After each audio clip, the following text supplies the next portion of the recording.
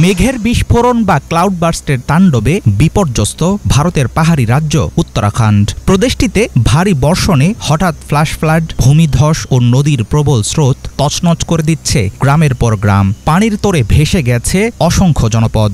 এছাড়াও দেশের বিভিন্ন অঞ্চলে মৌসুমি বৃষ্টি তৈরি করেছে বন্যা ও জলাবদ্ধতা। সাম্প্রতিক বছরগুলোর মধ্যে সবচেয়ে ভয়াবহ দুর্যোগ এমন সময়ে ভারতে আঘাত হানছে যখন প্রতিবেশীদের সঙ্গে পানি নিয়ে বেড়েছে নয়াদিল্লির টানাপোড়েন। ক্রমবর্ধমান প্রাকৃতিক এই সতর্কবার্তাকে কতটা গুরুত্ব দেবে মোদী সরকার? বন্যা মোকাবেলায় দক্ষিণ এশিয়ার দেশগুলো কি একসঙ্গে নেবে আঞ্চলিক কোনো মহাপরিকল্পনা? বন্যা ও ভূমিধস প্রবণ এলাকা হিসেবে পরিচিত রাজ্য উত্তরাখণ্ড। উত্তর ভারতের হিমালয় ঘেঁষা এই অঞ্চলে হঠাৎ বন্যার পানি, কাদার স্রোত ও প্রবল বর্ষণের ফলে ভেঙে পড়েছে গুরুত্বপূর্ণ অনেক সেতু। রাস্তা ধসে বিচ্ছিন্ন হয়ে গিয়েছে একের পর এক এলাকা।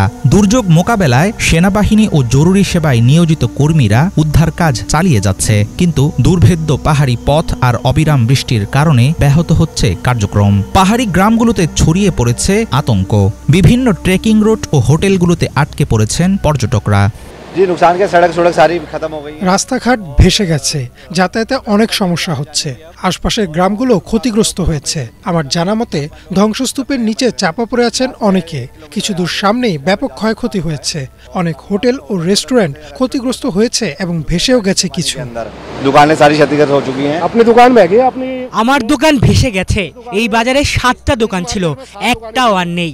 কিছুই বাকি নেই, সব শেষ। উত্তরাখণ্ডের রাজ্য প্রশাসন জানিয়েছে, আকস্মিক বন্যা ও পরবর্তী সময়ে দ্রুত উদ্ধার কাজ চালাতে না পারায় ক্রমেই বাড়ছে মৃতের সংখ্যা। নদীর প্রবল স্রোত ভাসিয়ে নিয়ে গেছে ঘরবাড়ি, বাজারঘাট আর কৃষিজমি। নিখোঁজদের সন্ধান পেতে লাগছে দীর্ঘ সময়। বিদ্যুৎ সংযোগ না থাকায় আরও তীব্র আকার ধারণ করেছে সংকটের মাত্রা। স্থানীয়দের অভিযোগ, দুর্যোগ মোকাবেলায় সরকারের কোনো রকম প্রস্তুতিই ছিল না, বরং ক্ষমতাসীনদের লোভের কারণে পর্যটন খাতে অনিয়ন্ত্রিত অবকাঠামো নির্মাণের ফলে আরও বেড়েছে বিপর্যয়ের পরিমাণ।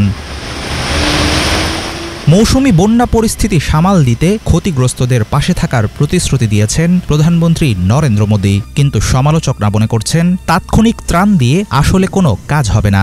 দীর্ঘমেয়াদী পরিকল্পনা ছাড়া বন্যার ভয়াবহ সংকট থেকে উত্তরাখণ্ডের মতো হিমালয় ঘেঁষা অঞ্চল সহ গোটা দেশ রক্ষা করা সম্ভব না। বন্যা এখন ভারতের একার সমস্যা নেই।